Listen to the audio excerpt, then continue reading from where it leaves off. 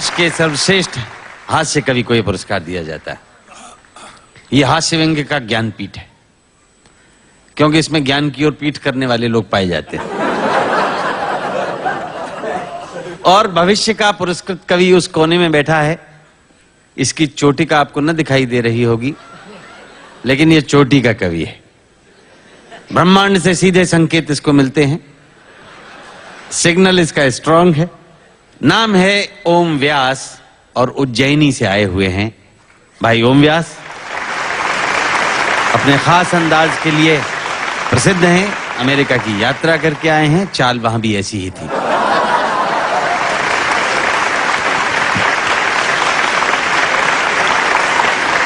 आप सबको प्रणाम करता हूं। जो लोग जोड़े से बैठे हैं उनको जोड़े से प्रणाम करता हूं। जो विवाहित किसी कारण से अकेले बैठे हैं उनसे निवेदन करता हूं कि घर जाकर मेरी तरफ से चरण स्पर्श पहुंचाएं।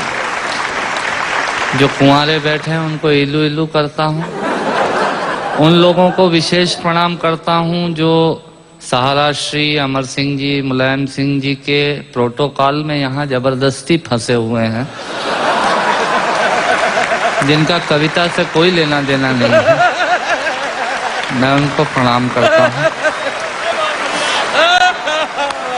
उन लोगों को स्पेशल प्रणाम करता हूँ जो भोजन के चक्कर में ये भजन का आनंद ले रहे हैं।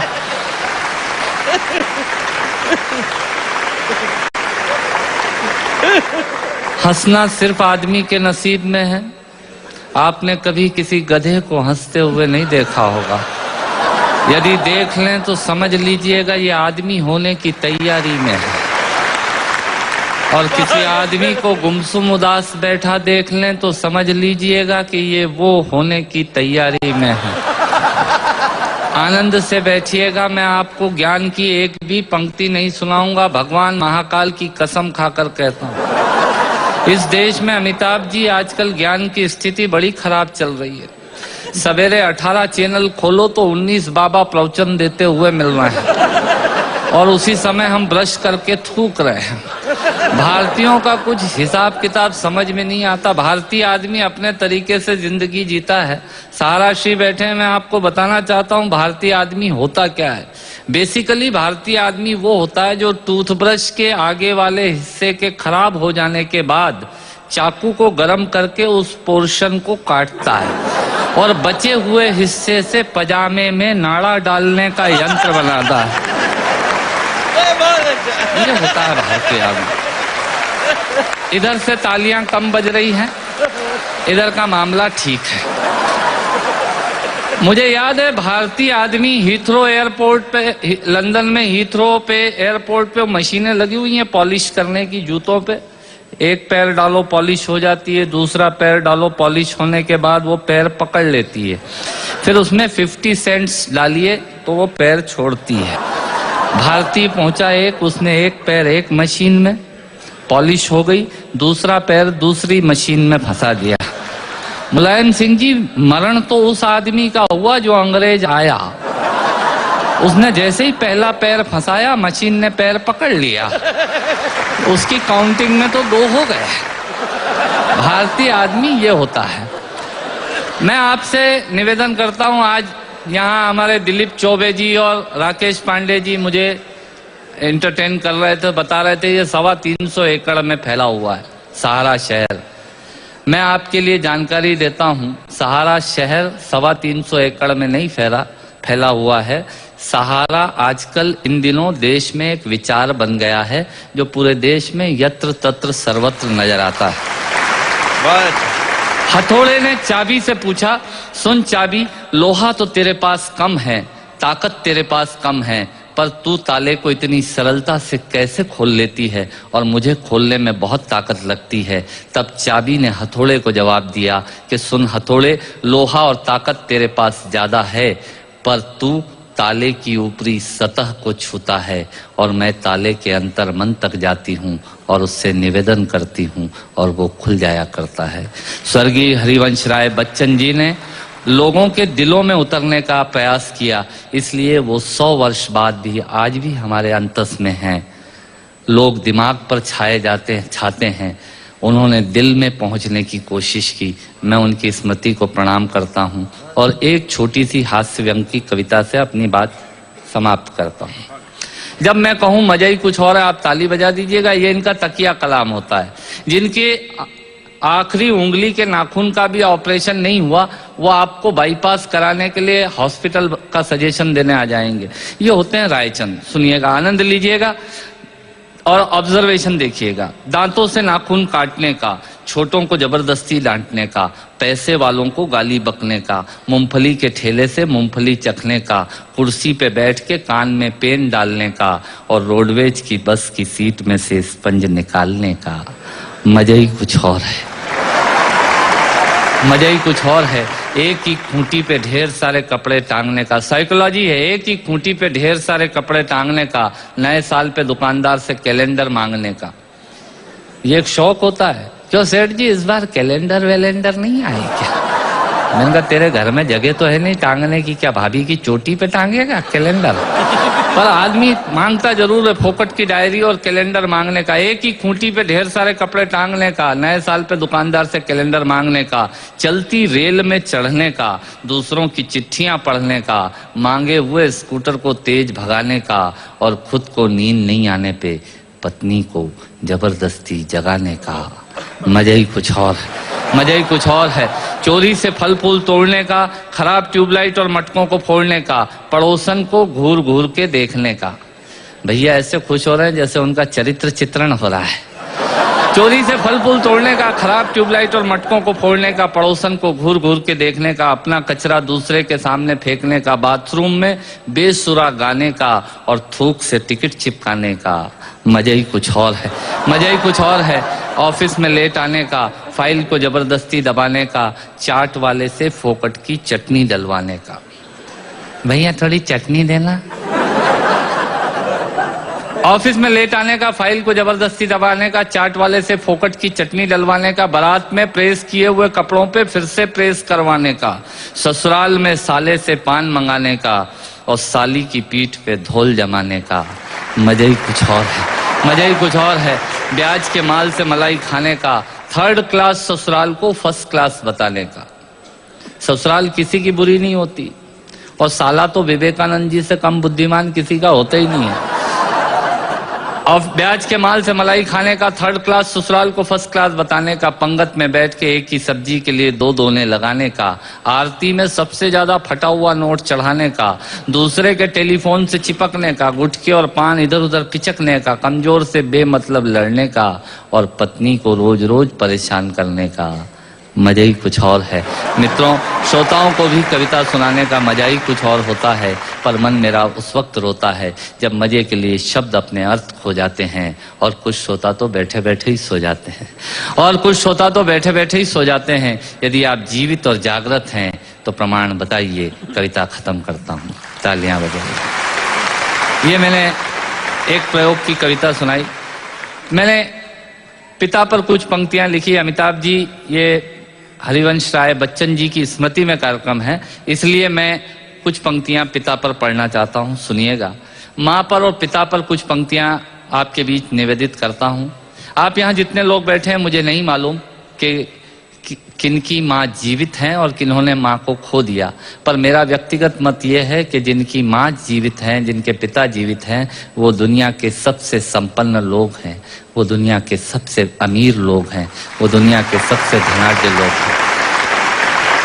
एक मिनट के लिए बचपन में लौटिएगा, याद कीजिएगा जब हम बहुत छोटे थे, माँ की गोद में थे, माँ का स्तनपान करते थे, तब माँ का एक स्तन मुंह में लेकर हमने उस माँ को दूसरे स्तन पर अपने छोटे छोटे पैरों से न जाने कितनी बार मारा, पर उस माँ ने हमें दूध पिलाना बंद नहीं किया। मित्रों, लात खाकर भोजन देने की शक्ति उस परमपिता परमेश्वर ने दुनिया में यदि किसी को दी है, वो सिर्फ माँ को दी है। माँ के अलावा ताकत किसी के पास नहीं है। मैं उस माँ की वंदना में कविता पढ़ता हूँ। याद कीजिएगा उन दिनों में जब हम चौके में रसोई में बैठकर खाना खाया करते थे और माँ खाना बनाती थी।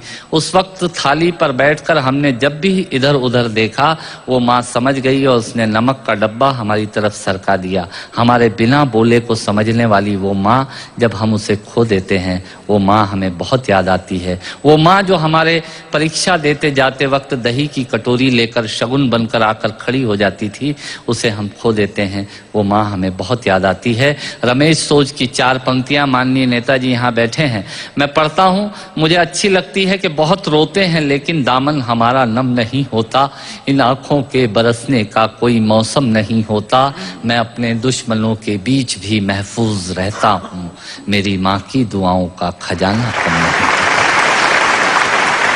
स्वामीनाथ पांडे की 3 पंक्तियां सुनाता हूँ। स्वामीनाथ पांडे ने 3 पंक्तियों का उपन्यास लिखा। अमिताभ जी बैठे हैं, जया जी बैठी हैं। 3 पंक्तियों में पूरा उपन्यास लिख दिया। उसने लिखा, एक विधवा माँ थी, उसके 2 बेटे थे। एक बेटा नीचे वाले माले पर रहता था, दूसरा बेटा ऊपर वाले माले पर रहता था। विधवा माँ 15 दिन एक बेटे के यहाँ खाना खाती थी, विधवा माँ 15 दिन दूसरे बेटे के यहाँ खाना खाती थी। पर ये उस विधवा माँ का दुर्भाग्य था कि साल में जो महीने 31 दिनों के होते थे, उस एक दिन उस विधवा माँ को उपवास रखना पड़ता था। 9 महीने पेट में रखने वाली माँ जब एक जवान बेटे को एक दिन भारी लगने लगी, तब इस नालायक हास्य व्यंग के कवि ने कुछ पंक्तियां माँ के लिए लिखी। सुनिएगा, यात्रा कीजिएगा मेरे साथ। माँ संवेदना है, भावना है, एहसास है। माँ संवेदना है, भावना है, एहसास है। माँ जीवन के फूलों में खुशबू का वास है। माँ रोते हुए बच्चे का खुशनुमा पलना है। माँ मरुथल में नदी या मीठा सा झरना है। माँ मरुथल में नदी या मीठा सा झरना है। माँ लोरी है, गीत है, प्यारी सी थाप है। माँ पूजा की थाली है, मंत्रों का जाप है। माँ आंखों का सिसकता हुआ किनारा है। माँ गालों पर पप्पी है, ममता की धारा है। माँ झुलसते दिनों में कोयल की बोली है। माँ मेहंदी है, कुमकुम है, सिंदूर है, रोली है। माँ कलम है, दवात है, स्याही है। माँ परमात्मा की स्वयं एक गवाही है। माँ त्याग है, तपस्या है, सेवा है। माँ फूंक से ठंडा किया हुआ कलेवा है। माँ अनुष्ठान है, साधना है, जीवन का हवन है। माँ जिंदगी के मोहल्ले में आत्मा का भवन है। माँ चूड़ी वाले हाथों के मजबूत कंधों का नाम है। माँ काशी है, काबा है और चारों धाम है। माँ चिंता है, याद है, हिचकी है। माँ बच्चे की चोट पर सिसकी है। माँ चूल्हा, धुआं, रोटी और हाथों का छाला है। माँ जिंदगी की कड़वाहट में अमृत का प्याला है। माँ पृथ्वी है, जगत है, धूरी है। माँ बिना इस सृष्टि की कल्पना अधूरी है। तो माँ की ये कथा अनादि है, ये अध्याय नहीं है, और माँ का जीवन में कोई पर्याय नहीं, और माँ का जीवन में कोई पर्याय नहीं है। तो माँ का महत्व दुनिया में कम हो नहीं सकता, और माँ जैसा दुनिया में कुछ हो नहीं सकता। माँ जैसा दुनिया में कुछ हो नहीं सकता। तो मैं कविता की ये पंक्तियां माँ के नाम करता हूँ। मैं दुनिया की सब माताओं को प्रणाम करता हूँ। पर कहा साहब के बिना पिता के माँ का अस्तित्व नहीं होता। किसी ने शेर कहा कि पक्के फल पेड़ों से रिश्ता तोड़ जाते हैं, और अपाहिज बाप हो जाए तो बेटे छोड़ जाते हैं। पिता जब पुत्र को बाजार में ले जाता है और जेब में 50 रुपए होते हैं और बच्चा 200 रुपए के सामान को खरीदने की जिद करता है, उस वक्त एक पिता की विवशता और बच्चे की जिद, इसके बीच के एहसास में खड़े होकर पंक्तियां सुनिएगा। पिता क्या होता है। अमिताभ जी आपको समर्पित करता हूं। अमर सिंह जी बैठे हैं। पिता जीवन है, संबल है, शक्ति है। पिता सृष्टि के निर्माण की अभिव्यक्ति है। पिता अंगुली पकड़े बच्चे का सहारा है। पिता कभी कुछ खट्टा, कभी खारा है। पिता पिता पालन है, पोषण है, परिवार का अनुशासन है। पिता पिता धौंस से चलने वाला प्रेम का प्रशासन है। पिता पिता रोटी है, कपड़ा है, मकान है। पिता पिता छोटे से परिंदे का बड़ा आसमान है। पिता छोटे से परिंदे का बड़ा आसमान है। पिता पिता अप्रदर्शित अनंत प्यार है। पिता है तो बच्चों को इंतजार है। पिता से ही बच्चों के ढेर सारे सपने हैं। पिता है तो बाजार के सब खिलौने अपने हैं। पिता है तो बाजार के सब खिलौने अपने हैं। पिता से परिवार में प्रतिपल राग है।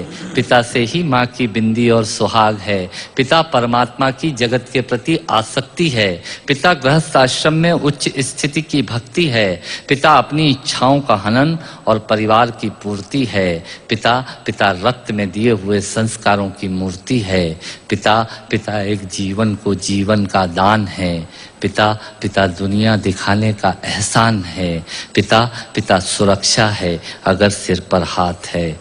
पिता नहीं तो बचपन अनाथ है। पिता नहीं तो बचपन अनाथ है। पिता नहीं तो बचपन अनाथ है। तो पिता से बड़ा तुम अपना नाम करो। पिता का अपमान नहीं, उन पर अभिमान करो, क्योंकि माँ बाप की कमी को कोई पाट नहीं सकता और ईश्वर भी इनके आशीषों को काट नहीं सकता। और ईश्वर भी इनके आशीषों को काट नहीं सकता। विश्व में किसी भी देवता का स्थान दूजा है। माँ बाप की सेवा ही सबसे बड़ी पूजा है। विश्व में किसी भी तीर्थ की यात्राएं व्यर्थ हैं यदि बेटे के होते माँ बाप असमर्थ हैं। यदि बेटे के होते माँ बाप असमर्थ हैं, वो खुश नसीब हैं माँ बाप जिनके साथ होते हैं, क्योंकि माँ बाप के आशीषों के हाथ हजारों हाथ होते हैं।